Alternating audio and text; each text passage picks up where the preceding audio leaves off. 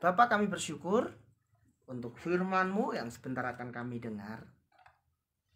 Berikan kepada kami telinga seorang murid, hati sebagai seorang hamba, sehingga ketika firman-Mu disampaikan, firman-Mu itu benar-benar tertanam di dalam hati kami. Kami percaya Tuhan, kami butuh petunjuk-Mu, kami butuh suara-Mu, kami butuh Roh Kudus yang senantiasa menuntun kami untuk mengerti setiap kehendak Tuhan dalam hidup ini. Terima kasih, terpuji nama-Mu kekal selamanya, dalam nama Tuhan Yesus.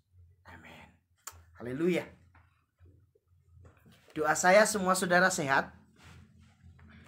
Kalaupun ada di antara Bapak Ibu yang saat ini sedang mengikuti ibadah live streaming dalam kondisi sakit, percayalah Tuhan kita penyembuh.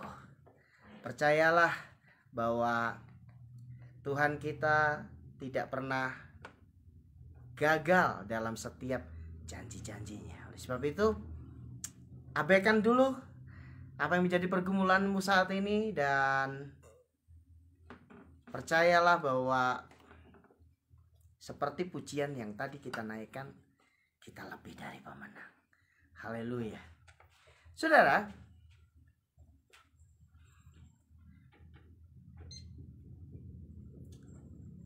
saya percaya akhir-akhir ini tidak sedikit dari kita yang dalam kondisi yang goncang.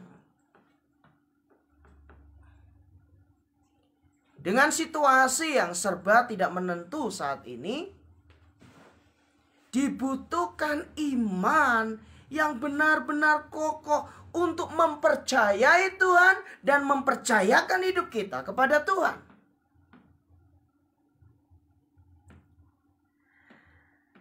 Saya mau hari ini firman Tuhan yang kita dengar sama-sama akan membuat saudara dan saya mengerti bahwa sebenarnya kapasitas saudara dan saya itu luar biasa. Kemampuan yang diberikan oleh Tuhan kepada saudara dan saya itu luar biasa. Tapi masalahnya, banyak dari kita yang tidak menyadari. Banyak dari kita yang tidak memaksimalkan potensi yang diberikan oleh Tuhan. Oleh sebab itu, kenapa ada orang yang berhasil, ada orang yang gagal, ada orang yang terus tekun dalam imannya, ada orang yang tumbang, jatuh, bahkan menyangkal iman. Terlepas dari hidup adalah pilihan, tetapi percayalah bahwa adalah kehendak Tuhan saudara dan saya berhasil.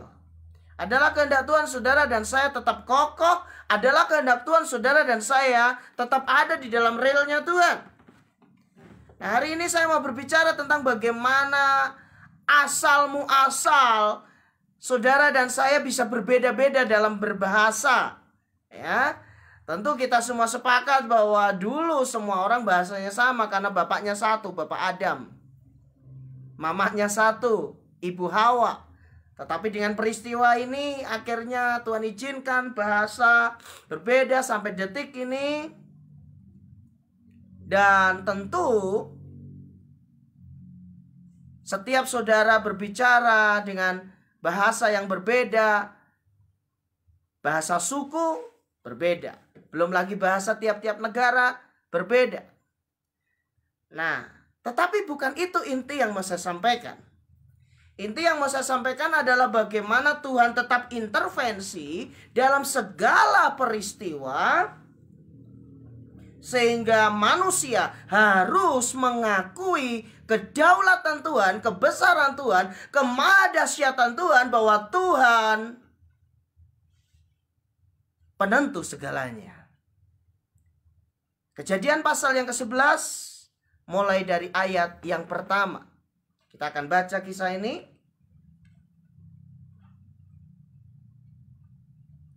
Lembaga Alkitab Indonesia memberikan judul Menara Babel.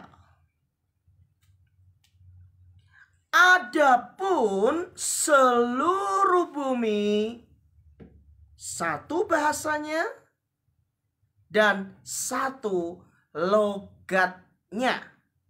Saya ulangi. Adapun seluruh bumi satu bahasanya dan satu logatnya. Nah, Kejadian pasal 11 ayat yang pertama ini membuktikan bahwa kisah penciptaan manusia real adanya. Bahwa semua manusia terlahir dari keturunan Adam dan Hawa. Sehingga mereka sebelum peristiwa ini Alkitab mencatat seluruh bumi satu bahasanya dan satu logatnya. Mari kita melihat ayat selanjutnya. Maka berangkatlah mereka ke sebelah timur dan menjumpai tanah datar di tanah Sinear. Lalu menetaplah mereka di sana. Sampai pada ayat yang kedua masih normal. Tidak ada sesuatu yang terjadi. Manusia menetap di satu daerah yang datar, beraktivitas di sana, berkembang biak di sana, melakukan segala sesuatunya normal sampai pada ayat yang kedua. Ayo kita lanjut, menarik sekali firman Tuhan. Kejadian pasal yang ke-11 ayat yang ketiga. Mereka berkata seorang kepada yang lain, marilah kita membuat batu bata dan membakarnya baik-baik. Lalu bata itulah dipakai mereka sebagai batu dan gala-gala sebagai tanah liat. Juga kata mereka, marilah kita dirikan bagi kita sebuah kota dengan sebuah menara yang puncaknya sampai ke langit. Dan marilah kita cari nama supaya kita jangan terserak ke seluruh bumi. Nah, problem ada di sini, saudara. Bukankah sejak awal Tuhan memerintahkan Adam untuk beranak cuculah, kuasailah bumi? Artinya adalah kehendak Tuhan untuk manusia berpencar satu dengan yang lain. Penuhilah bumi, kuasailah bumi ini. Tetapi mereka mengatakan, mari kita dirikan kota dengan sebuah menara yang puncaknya sampai ke langit. Dan marilah kita cari nama supaya kita jangan terserak ke seluruh bumi. Yang pertama, mereka ingin menunjukkan bahwa mereka sama seperti Sang Pencipta. Ya, mereka katakan puncaknya sampai ke langit. Seolah-olah mereka berkata mereka paling hebat. Mereka tak terkalahkan. Nah, yang paling menarik adalah marilah kita cari nama. Saudara yang dikasih Tuhan, lagi-lagi dosa yang terulang dan terulang adalah dosa kesombongan, memegahkan diri. Bukankah Lucifer diusir Tuhan dari surga dan dicampakkan ke bumi itu karena kesombongan? Aku hendak menyamai yang maha tinggi. Bagaimana mungkin ciptaan hendak menyamai dengan Sang Pencipta?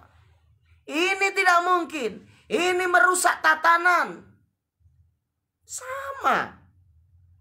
Mereka menyadari bahwa dalam diri mereka ada potensi. Dalam diri mereka ada kemampuan. Dalam diri mereka ada begitu banyak kreativitas. Mereka menyadari itu.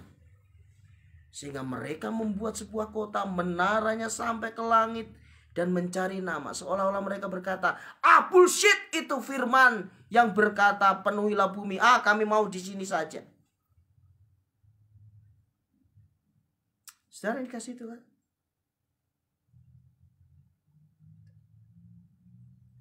Ternyata dosa yang selalu hinggap pada diri manusia adalah kesombongan, tinggi hati, jumawa. Dan ini sangat bahaya, saudara. Orang yang sombong selalu menganggap dirinya lebih hebat dari yang lain.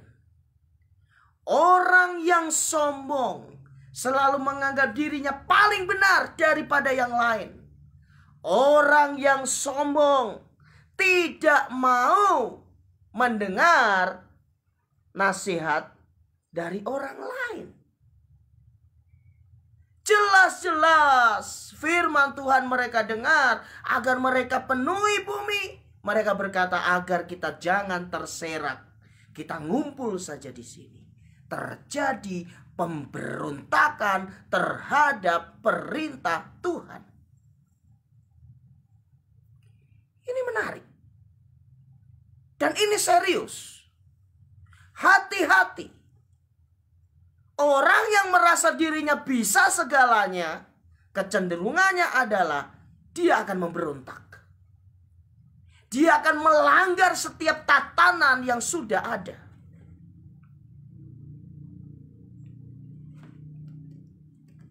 Dia akan berusaha untuk mempengaruhi. Dia akan berusaha untuk membuat semuanya menjadi berantakan. Jangan saudara pikir para provokator itu orang bodoh. Tidak. Mereka orang-orang jenius. Tetapi salah dipakai kepintarannya. Dipakai untuk mempengaruhi yang jelek. Gak jauh-jauh lah. Sekarang ini seluruh dunia sedang berperang melawan pandemi COVID-19. Berbagai upaya dilakukan. Bangsa kita memakai pembatasan sosial. Selama 1 tahun kita dalam kondisi seperti itu, dan Tuhan tetap memelihara kita. Kehidupan tetap berjalan.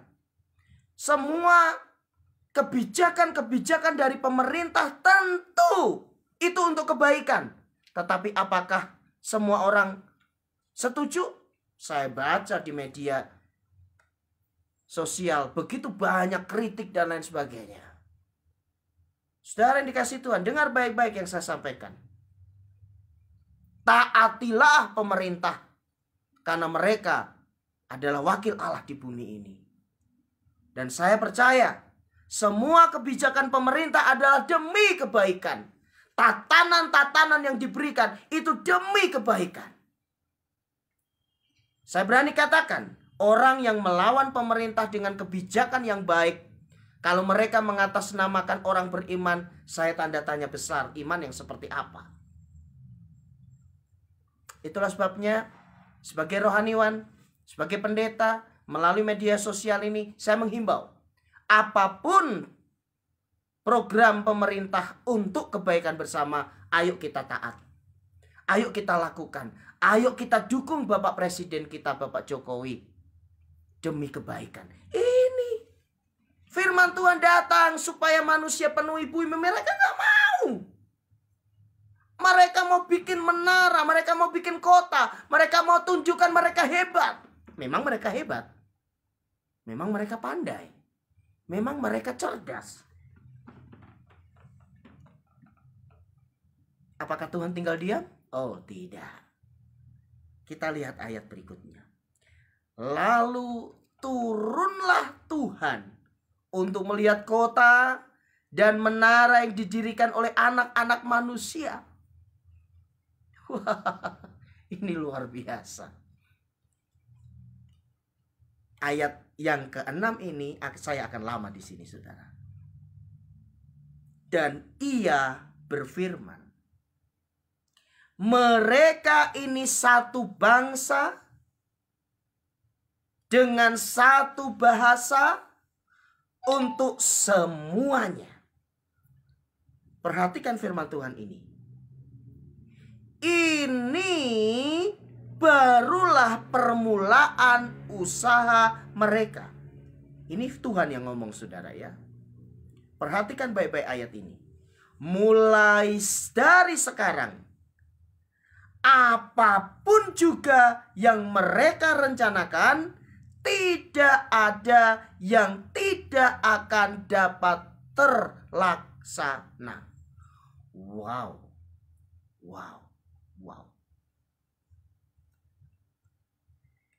Ketika saya membaca ayat ini, betapa saya terperangah, betapa saya kagum, betapa saya benar-benar berusaha untuk mengerti Tuhanku yang begitu luar biasa. Ternyata Dia berikan kepada saudara dan saya kemampuan yang luar biasa.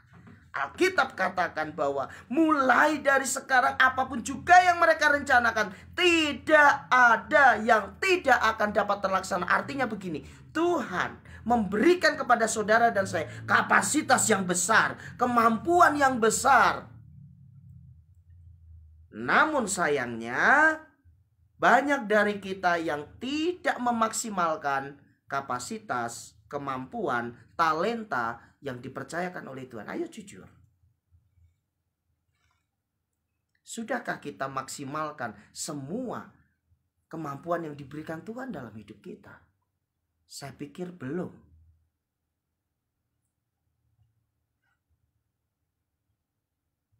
Kadangkala kita malas untuk mengasahnya.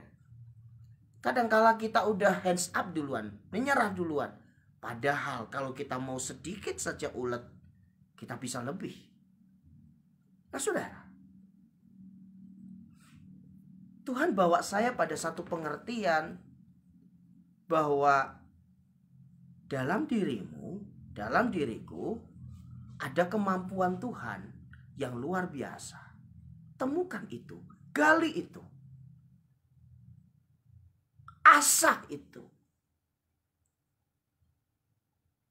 Di tengah situasi COVID seperti saat ini memang gak mudah. Saya mendengarkan curhatan dari banyak orang dari berbagai daerah. Hidup memang tidak mudah saat ini.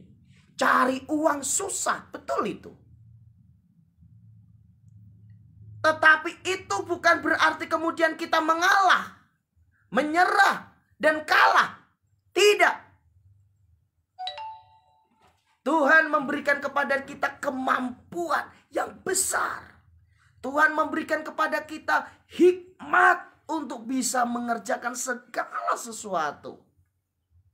Itulah sebabnya, kalau engkau yang ada di sana, yang saat ini sedang di PHK karena pabrikmu mungkin sudah tidak mampu menggajimu, ada banyak orang kehilangan pekerjaan, jangan sedih. Ayat ini menjadi jawaban bahwa Tuhan katakan mulai dari sekarang apapun juga yang mereka rencanakan, tidak ada yang tidak akan dapat terlaksana. Artinya adalah Tuhan itu tahu loh kemampuanmu, Tuhan itu tahu loh kapasitasmu, Tuhan itu tahu loh talentamu. Kembangkan, asah, kerjakan dengan tekun. Mungkin saudara berkata, tapi pendeta, saya tidak punya modal. Tapi pendeta, saya tidak punya koneksi. Tapi pendeta, saya hanya lulusan SD. Tapi, oh no. Stop dengan kata tapi. Firman Tuhan katakan apa yang ada padamu? Artinya adalah, Tuhan bisa memakai yang kecil itu. Tuhan bisa memakai yang sederhana itu untuk dikembangkan. Percayalah saudara, di mana ada usaha, di situ ada jalan. Itu kata dunia. Kalau saya tambahi, di mana ada usaha, di situ ada jalan, apalagi Tuhan menyertai. Nah, amin. Andalkan Tuhan dalam setiap usahamu. Mungkin saat ini engkau mulai membuat kerajinan tangan, mulai membuat makanan kecil-kecilan. Gak apa-apa, tekunin. Kemarin cuma laku setengah, pendeta. Gak apa-apa, saya punya pengalaman seperti itu. Ya, saya dan Bu Elke ketika awal-awal tinggalkan Papua, mulai pelayanan di Jawa, belum bergabung dengan salah satu gereja, kami punya prinsip tidak mau minta-minta. Kami mau seperti Rasul Paulus, ya, tidak mau membebani orang lain. Waktu itu kami jualan. Kami bikin kue, kami titipkan di toko-toko kue. Dari situ kami makan, dari situ kami hidup. Pernah kejadian hujan gede, cuma laku setengah. Ya udah, uangnya modal bikin lagi. Ya kami, ya udah, kencangkan ikat pinggang. Dan saat-saat seperti itu apakah saya curhat ke keluarga? No, enggak. Saya dan istri punya prinsip, apapun yang terjadi ada Tuhan yang memelihara. Lewat kok saudara, bisa dilalui. Itulah sebabnya, karena saya punya pengalaman, saya berbagi kepada saudara. Saya bukan katanya, tapi saya ngalami. Bahwa dalam keadaan sesulit apapun, sekecil apapun yang ada pada kita, kalau kita tekunin, kalau kita kerja dengan sungguh-sungguh, disertai dengan mengandalkan Tuhan, pasti berhasil. Sekalipun ukuran berhasil tidak harus punya uang jutaan, miliar, enggak, bukan itu ukuran berhasil. Ukuran berhasil adalah ketika engkau melakukan apa yang bisa engkau lakukan dan engkau pertanggungjawabkan di hadapan Tuhan. Itulah sebabnya, ayo,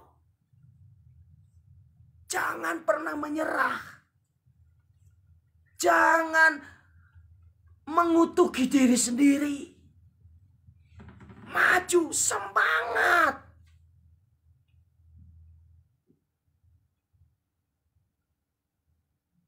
Apa yang kau alami saat ini bukan akhir dari segalanya. Bukan berarti langit runtuh. Tidak. Semangat.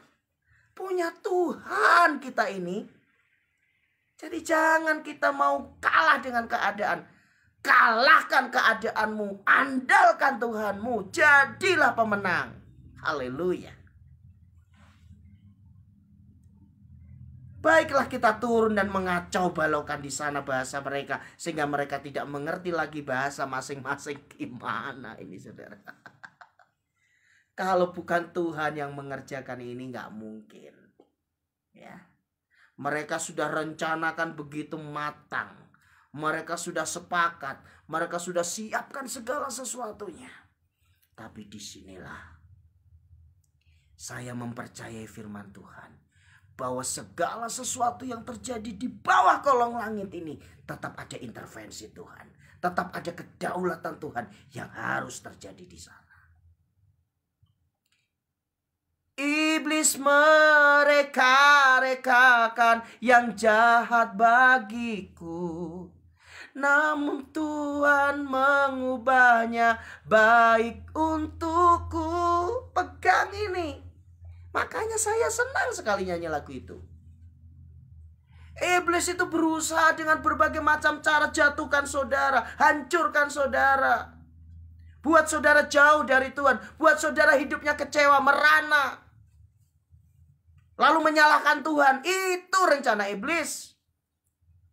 Tapi dengar baik-baik apa kata firman Tuhan.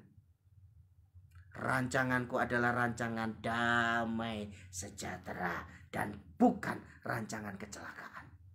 Tapi pendeta, kalau memang rancangan Tuhan adalah rancangan damai sejahtera, kenapa saya terpapar COVID? Saudara, kalau saat ini engkau pun terkena COVID, dengar baik-baik apa yang saya sampaikan. Tuhanmu lebih dahsyat daripada COVID. Tuhanmu lebih hebat daripada COVID. Lawan itu COVID. Katakan, Tuhan, aku percaya COVID ini tidak membunuhku. COVID ini hanya Tuhan izinkan supaya aku lebih mengandalkan Engkau. Yakini itu saudara. Engkau pasti menang. Engkau pasti sembuh. Kalau ada anggur, minum. Doa dalam nama Tuhan Yesus. anggur ini diubahkan menjadi darah Yesus. Darah Yesus yang menyembuhkan. Darah Yesus yang melepaskan. Darah Yesus yang memulihkan. Minum dengan iman. Percaya saudara. Berkati setiap obat-obatan yang masuk dalam tubuhmu. Yang penting jangan putus asa. Tetap yakin bahwa Tuhan itu hebat. Bahwa Tuhan itu luar biasa. Baiklah kita turun dan mengacau balokkan di sana bahasa mereka sehingga mereka tidak mengerti lagi bahasa masing-masing. Demikianlah mereka diserakkan Tuhan dari situ ke seluruh bumi dan mereka berhenti mendirikan kota itu. Itulah sebabnya sampai sekarang nama kota itu disebut Babel. Karena disitulah dikacau balaukan Tuhan bahasa seluruh bumi dan dari situlah mereka diserakkan Tuhan ke seluruh bumi. Ingat, Tuhanlah yang memegang kendali atas hidup kita. Tuhanlah yang mengatur hidup kita. Hidup dan mati kita ada di tangan Tuhan. Oleh sebab itu jangan takut. Waktunya vaksin, ya. Keluar rumah cuci tangan, pakai masker, hindari kerumunan. Selebihnya berserah kepada Tuhan. Disiplin dalam protokol kesehatan.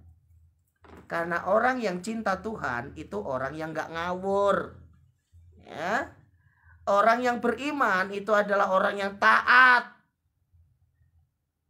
Makanya saya bingung kalau ada orang bilang, kayak takut aja. Sebenarnya dia orang bodoh itu saudara. Kalau ada orang yang mengabaikan peraturan pemerintah untuk kebaikan, itu orang pandir. Itu orang bodoh. Sekalipun dia mengatasnamakan, dia percaya Tuhan yang bagaimana? Karena Tuhan yang di dalam Alkitab yang saya percayai adalah mengajarkan kepada kita untuk taat kepada pemerintah. Karena mereka adalah wakil Tuhan. Ya. Jadi kepada rekan-rekan yang mungkin berseberangan pendapat dengan saya, nggak apa-apa, saya hargai. Tapi bagi saya pribadi, melalui media sosial, live streaming di Facebook, saya mau katakan taati setiap peraturan pemerintah. Karena semua itu untuk kebaikan. Karena ketika kita taat itu menunjukkan bahwa kita ini anak-anak terang. Kita ini anak-anak Tuhan yang bisa jadi contoh. Nah saudara, kembali kepada firman Tuhan. Manusia bisa berencana, tetapi Tuhan yang menentukan hasilnya. Manusia bisa merencanakan segala sesuatu, tetapi keputusan ada di tangan Tuhan.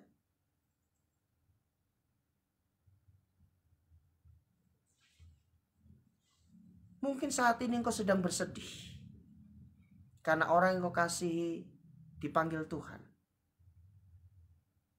Padahal engkau sudah maksimal melakukan perawatan dan lain sebagainya dengan baik-baik.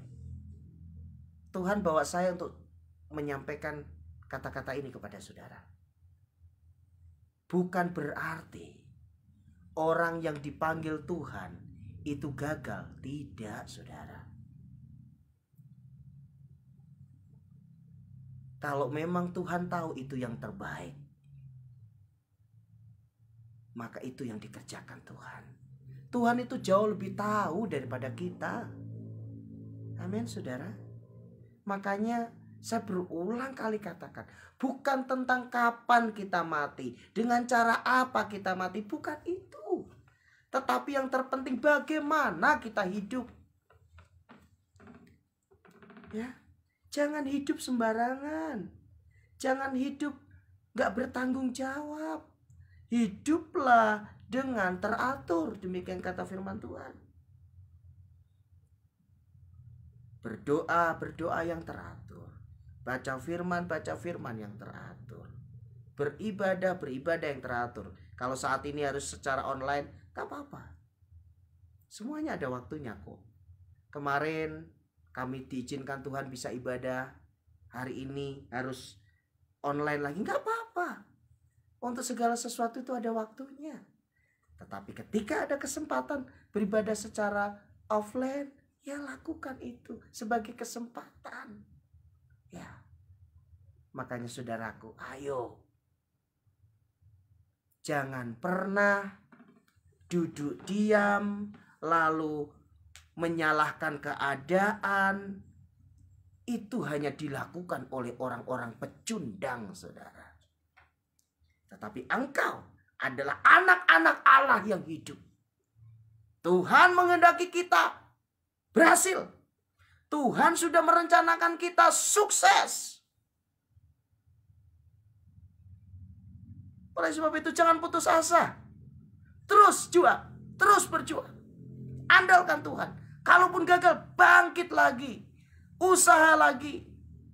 Amin. Ayo semangat, ya. Jangan putus asa. Jangan mau dengar suara setan, ya. Setan selalu bisikin, kamu mah memang gak disayang Tuhan. Enggak lah. Tuhan sayang kita kok. Tuhan mau supaya kita jadi anak-anaknya ini, anak-anak terang. Anak-anak Tuhan yang jadi saksi bagi banyak orang. Oleh sebab itu ayo. Jangan jadi orang yang cengeng dalam hidup ini. Semangat. Kalaupun engkau gagal, biasa itu gagal. Nanti pasti berhasil. Kalaupun engkau disakiti, biasa dalam hidup. Yang penting jangan engkau yang nyakitin. Kalau saya begini, saudara. Kalau saya disakiti, saya berpikirnya, terima kasih Tuhan. Saya tahu rasanya disakiti seperti ini gak enak. Beri aku kemampuan untuk aku tidak pernah menyakiti orang lain. Kan begitu, saudara. Ubahkan semua yang negatif itu menjadi sesuatu yang bisa mempermuliakan nama Tuhan. Dengan demikian, saudara dan saya menjadi pribadi yang kuat, menjadi pribadi yang tangguh, menjadi pribadi yang tidak mudah menyerah. Melalui peristiwa Menara Babel, maka ada 3 hal yang bisa kita pelajari. Yang pertama,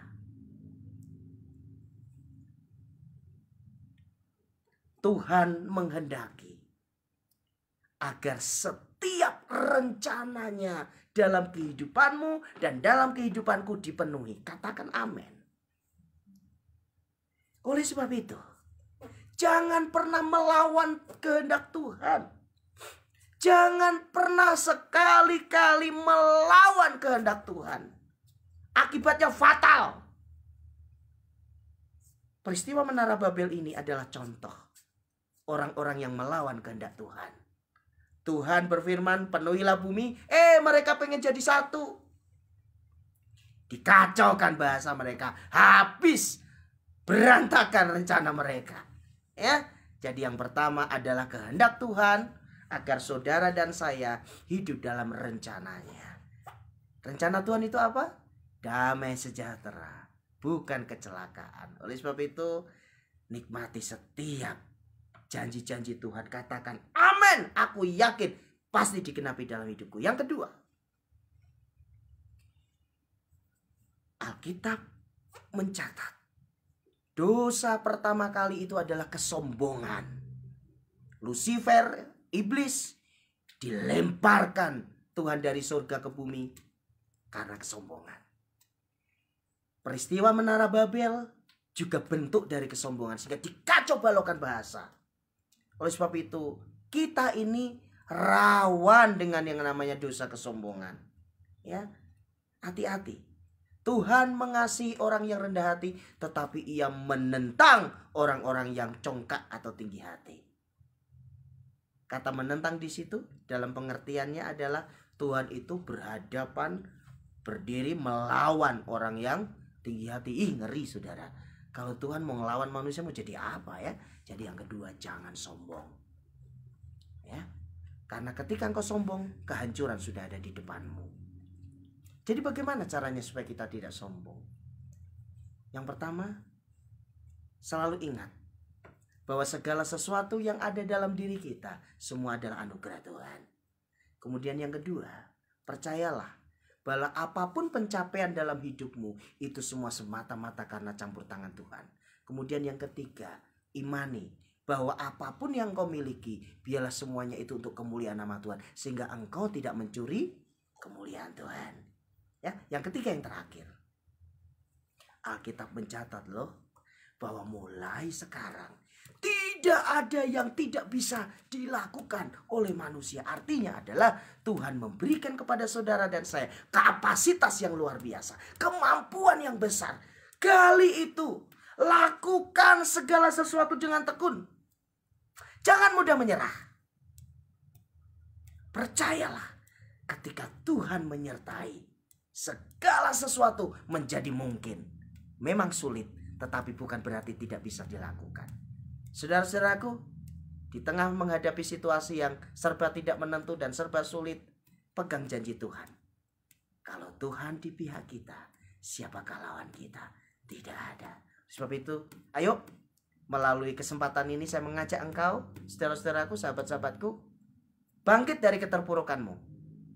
Semangat, maju, bangun, melangkah, andalkan Tuhan, dan nikmati anugerahnya dalam kehidupanmu.